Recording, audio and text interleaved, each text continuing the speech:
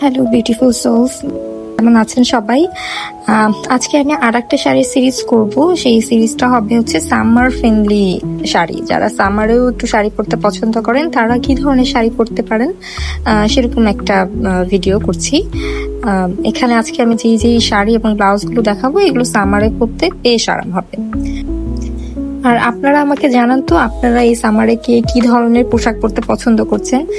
যদিও অফিসিয়ালি এখন আষাঢ় মাস মানে বর্ষাকাল, তারপরেও যা গরম, তো গরম মানেই সামার আমার কাছে।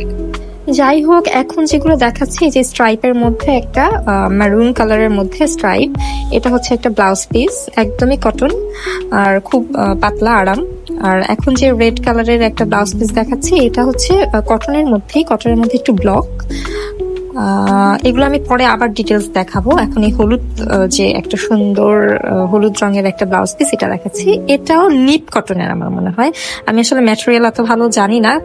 আগের দুটো কটন ছিল, এটাও কটন, বাট এটা একটু মোটা, আগেগুলোর মতো এতটা পাতলা না।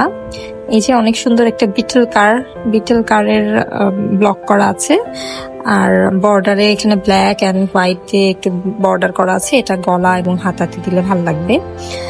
তো ব্লাউজ দেখানো শেষ, এখন একটু শাড়ি দেখি। এটা একটা সাদা শাড়ি, যেহেতু বলেছি যে সামার ফ্রেন্ডলি, তো সাদা রংটা এখানে সামারের জন্য একদম বেস্ট, কারণ সাদা রঙে অত একটা বেশি গরম লাগে না, আর একটু স্নিগ্ধ লাগে দেখতে, চোখের আরাম, পরে আরাম, এই জন্য সাদার মধ্যে অনেক সুন্দর এই যে গোলাপ ফুলের যে একটা ব্লক।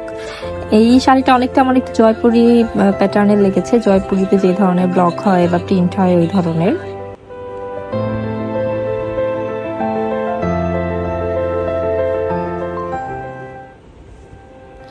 ম্যাটেরিয়ালটা এখানে রয়েছে কোটা, খুব ব্রেদেবল একটা ম্যাটেরিয়াল।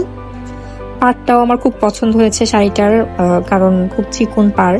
আমার বেশি একটা মোটা পাড়ের শাড়ি সামারে, বিশেষ করে সামারে পরতে ভালো লাগে না।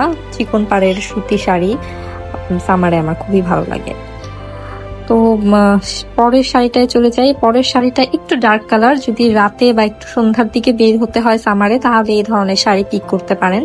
এটা একটা ডাই শাড়ি, আর শাড়িটা হালকার দিক থেকে আমি বলবো এটা খুবই হালকা।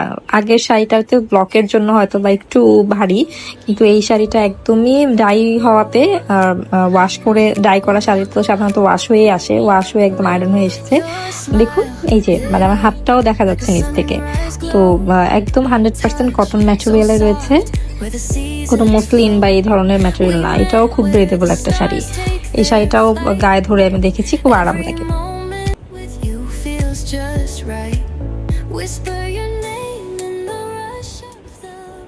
এই অংশটা হচ্ছে শাড়ির আঁচলের অংশ।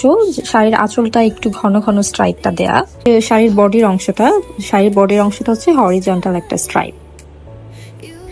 হাতের মুঠোর মধ্যে নিয়ে আসলে আমি দেখাতে চাচ্ছিলাম যে শাড়িটা কতটা নরম, মানে পরে আপনারা কতটা আরাম পাবেন সেই জিনিসটা। এই ধরনের শাড়ি আসলে পরতে আমি জাস্ট একটা সেফটি পিন লাগে, আমার একটা সেফটি পিন দিয়েই আমি পুরো শাড়িটা পরে ফেলি। আচ্ছা, আমাকে একটা সাজেশন দিন আপনারা, এই স্ট্রাইপের যে ব্লাউজ পিসটা, এটার সাথে ব্লাউজ বানিয়ে এই শাড়িটার সাথে পেয়ার আপ করলে কেমন লাগবে?